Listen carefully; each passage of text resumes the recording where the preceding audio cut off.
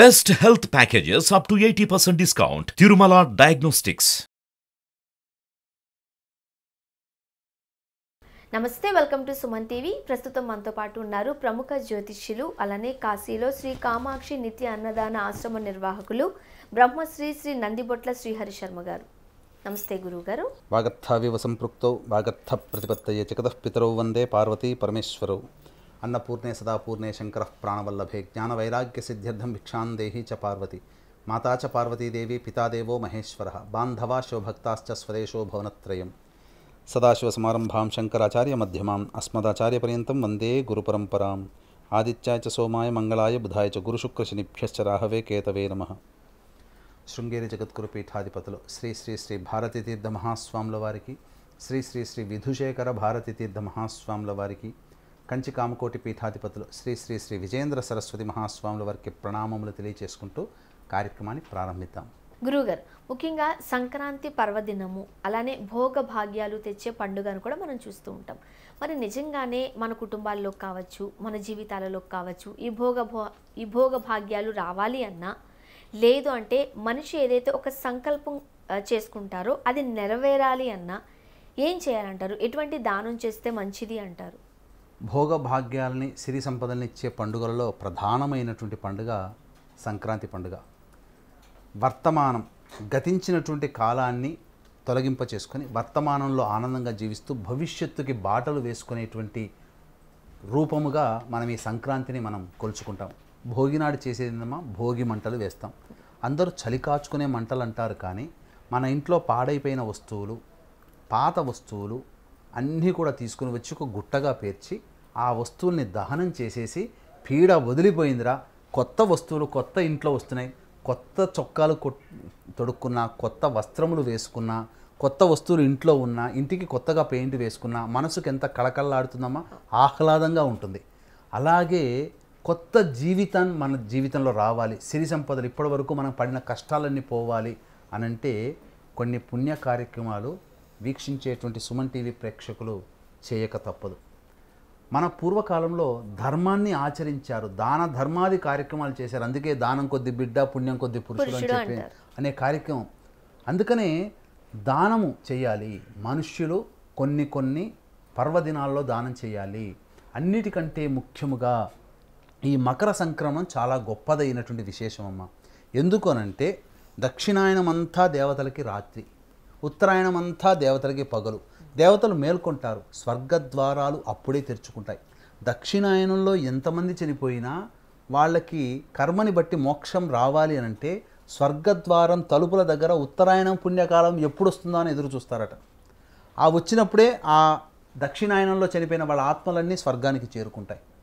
అంతేకాకుండా మనకు జ్యోతిష్య శాస్త్ర ప్రకారం చూసుకున్న రవి శని ఇంటికి వస్తాడు. రవి శనులు ఎవరమ్మా? రవి తండ్రి, కొడుకు శని. కాబట్టి తన తండ్రి వస్తున్నాడు అనేటువంటి ఒక ఉద్దేశంతో తండ్రికి తనకి ప్రీతి పాత్రమైనటువంటి ఈ యొక్క నువ్వులని పళ్ళెంలో పెట్టుకొని తండ్రిని ఆహ్వానిస్తాడట. అందుకనే ఈ మకర సంక్రమణం రోజున గొప్ప విశిష్టత ఉంది. కాబట్టి పితృ కార్యక్రమాలు మొదలుగా చేయాలి, ఖచ్చితంగా చేయాల్సిందే. మకర సంక్రమణం ప్రతి రాశిలోకి రవి ప్రవేశం చేసినప్పుడు సంక్రమణ పుణ్యకాలం వస్తుంది.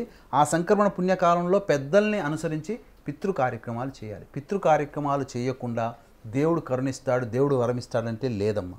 పితృదేవతల యొక్క అనుగ్రహం ఉంటేనే దేవతలు కూడా వరమిస్తాడు. మన పక్కన ఈశ్వరుడు పక్కన ఉన్నా ఆ ఈశ్వరుడు కూడా పితృదేవత అనుగ్రహం లేకపోతే ఏమీ చేయలేడు. కాబట్టి మనం ఏది పూజ చేయాలన్నా వీక్షించేటువంటి సుమన్ టీవీ ప్రేక్షకులు గమనించుకోవాలి. ఏ పూజా ఫలం మనకు దక్కాలన్నా పితృదేవతల యొక్క అనుగ్రహమే. దీనికి ఒక బెస్ట్ ఎగ్జాంపుల్ చెప్తాను మీకు. ఎందుకనంటే మన తెలుగు ప్రేక్షకులకు అందరికీ ఎగ్జాంపుల్స్ చెప్తేనే అర్థమవుతాయి. శాస్త్రంలో ఉన్న విషయాన్ని ఇట్లా చెప్పి ఇలా చేసుకోండి అంటే పూర్వకాలంలో చెప్పారు, పంతులు గారు చెప్పారు, మనం చేస్తున్నాం. కానీ ఇప్పుడు క్వశ్చనింగ్ అథారిటీ అనేది పెరిగింది. ఎందుకు చేయాలి, ఏ దానికి సంబంధించినటువంటి చేయాలి, దీనివల్ల ఫలితం ఏంటి అనేటువంటి తప్పు లేదు, క్వశ్చనింగ్ అనేటువంటి తప్పు లేదు. కానీ తెలియకుండా చేస్తున్నాం కాబట్టి తెలిసి చేస్తే ఇంకా గొప్పగా ఫలితాలు మనం పొందుతామనే ఉద్దేశంతో ఒక బెస్ట్ ఎగ్జాంపుల్ చెప్తున్నాం. ఇప్పుడు మనము పిల్లలు చదువుకోవడానికి విదేశాలకు పంపిస్తామమ్మా. పంపించిన తర్వాత వీసా ప్రాసెస్ అనేటువంటిది జరుగుతుంది. మన వాళ్ళు ఫ్లైట్ ఎక్కుతారు, కానీ అక్కడ అమెరికా ఎంబసీనో లేకపోతే ఏ కంట్రీకి వెళ్తామో ఆ కంట్రీ యొక్క ఎంబసీ అన్నీ వెరిఫై చేసి ఓకే అనుకుంటేనే వాళ్ళ దేశంలోకి అడుగు పెడతారు. అవును. ఆ దేశ ప్రధాని అయినా ఆ దేశ అధ్యక్షుడైనా ఈ విషయంలో కలగజేసుకోడు.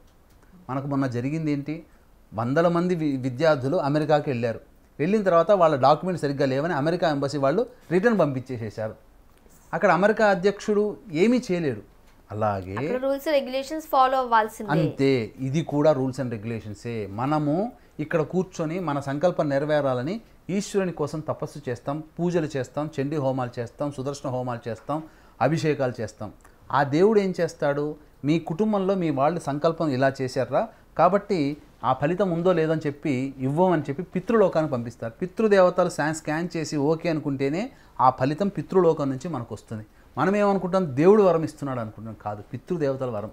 అందుకనే వీక్షించేటువంటి ప్రేక్షకులు మస్ట్ అండ్ షుడ్ ఖచ్చితముగా సంక్రమణ సమయంలో పిండ ప్రదాన కార్యక్రమం చేయండి, తర్పణాలు చేయండి, స్వయం పాక దానం ఇవ్వండి. లేదు మీకు అది చేయలేని అశక్తత ఉన్నప్పుడు పెద్దల పేరుని ఉచ్చరించి స్వయం పాక దానము వస్త్రంతో సహా బ్రాహ్మణుడికి దానం చేయండి. ఇక మిగిలినటువంటి విషయాల్లోకి వచ్చినట్లయితే మనకు భోగభాగ్యాలు, మీరు ఇంతకుముందు అడిగారు కదమ్మా, భోగభాగ్యాలు సిరి సంపదలు రావాలి అంటే కూష్మాండ దానము చేయమన్నది శాస్త్రం. అంటే ఏంటి, గుమ్మడికాయ, మంచి గుమ్మడికాయ దానం చేయండి. బూడిద గుమ్మడికాయ అంటారు అదా గురుగారు? లేకపోతే మంచి గుమ్మడికాయ, మనం తినే గుమ్మడికాయ ఉంది సాంబార్లో వేసుకుంటాం కదా, ఆ గుమ్మడికాయని దానం చేయాలి. ఇంకా దానాది కార్యక్రమాల్లో తిలలు అనగా నల్ల నువ్వులు కానీ తెల్ల నువ్వులు కానీ ఏదైనా కానీ మనకు అందుబాటులో ఉంటే నల్ల నువ్వులు లేదా తెల్ల నువ్వులు, చెరుకు ముక్కలు, బెల్లము, కంబళి, రగ్గులు. ఎందుకంటే ఈ రగ్గుని దానం చేస్తే రాహుగ్రహ దోషం పోతుంది. చిన్న చిన్నవి పరిష్కార మార్గాలు ఇవి. ఇవి చిన్న చిన్నవే మనకు చేతిలో ఉండేటువంటి అందుబాటులో ఉండేవి అఫోర్డ్ చేయగలరు. ఇవన్నీ కూడా దానం చేసినట్లయితే సంకల్పం చెప్పుకోవాలి. దానం చేసినట్లయితే బ్రాహ్మణుని పిలిపించి చేయడం కాదు, బ్రాహ్మడికైనా చేయొచ్చు. అర్హులైనటువంటి వ్యక్తి ఇప్పుడు చలికి గజగజగా వణుకుతున్నాడు, అటువంటి వానికి మనస్ఫూర్తిగా పితృదేవతని స్మరించుకోండి. ఆ ఉగాది రోజున దానం చేయండి. తప్పకుండా ఈ చెప్పినటువంటి వస్తువుల్ని ఎవరైతే దానం చేస్తారో సంక్రాంతికి ఇవన్నీ ఖచ్చితంగా చేయాలి. అంతేకాకుండా మనకు గ్రహశాస్త్రరీత్యా, జ్యోతిష శాస్త్రరీత్యా రవిచంద్రుల యొక్క అనుగ్రహం కావాలి. రవి మనం చేసే పనులలో విజయానికైతే, చంద్రుడు మన తీసుకునే నిర్ణయాలు మనస్సుకి కారకుడు.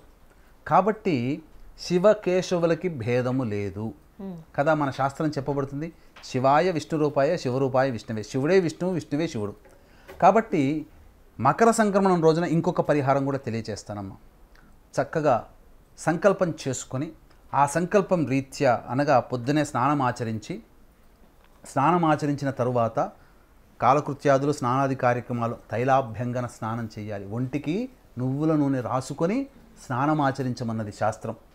చేసిన తర్వాత ఇంట్లో దీపారాధన చేసుకొని సంకల్పం చేసుకోండి. ఈశ్వరుని, విష్ణువుని, నా కార్యంలో దిగ్విజయం కావాలి, నా మనసు ప్రశాంతత కావాలనే ఉద్దేశంతో శివ సహస్రనామం ఒకసారి, అలాగే విష్ణు సహస్రనామం ఒకసారి చదివి ఆ దేవదేవతలకి హారతి ఇచ్చిన తరువాత నైవేద్యం ఒకటి చేసుకోవాలమ్మా. ఏం నైవేద్యం అంటే గోధుమ పిండితో చేసినటువంటి బెల్లం పాయసం, లేకపోతే మామూలు బియ్యంతో చేసిన బెల్లం పాయసం. రెండవది పెరుగన్నం, ఆవు పాలతో చేసిన పెరుగన్నం.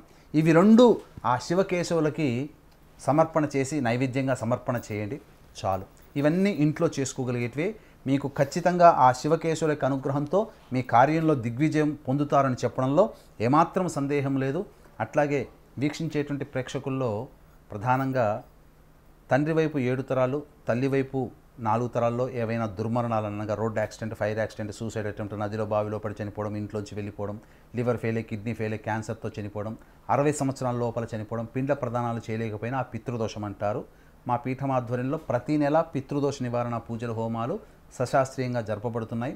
అలాగే పుష్యమాసం, పుష్యం, మాఘం, పాల్గొనం, చైత్రం, వైశాఖం, జ్యేష్టం మీ యొక్క కోరిక నెరవేరాలనేటువంటి ఒక సదుద్దేశంతో, అది వివాహం కావచ్చు, ఉద్యోగం కావచ్చు, దాంపత్యం, సంతానం, అనారోగ్యం, ఏదైనా మీ యొక్క కోరిక నెరవేరాలనే ఒక సదుద్దేశంతో మాస శివరాత్రి కానీ పర్వదినం రోజున కానీ కేవలం 2500 రూపాయలకి సుప్రసిద్ధ జ్యోతిర్లింగ క్షేత్రంలో ఈ యొక్క కార్యక్రమాలు 6 నెలల పాటు జరుగుతాయి. అవకాశం ఉన్న కార్యక్రమ తదనంతరం కాంటాక్ట్ చేసి పూర్తి వివరాలు తెలుసుకోవచ్చు.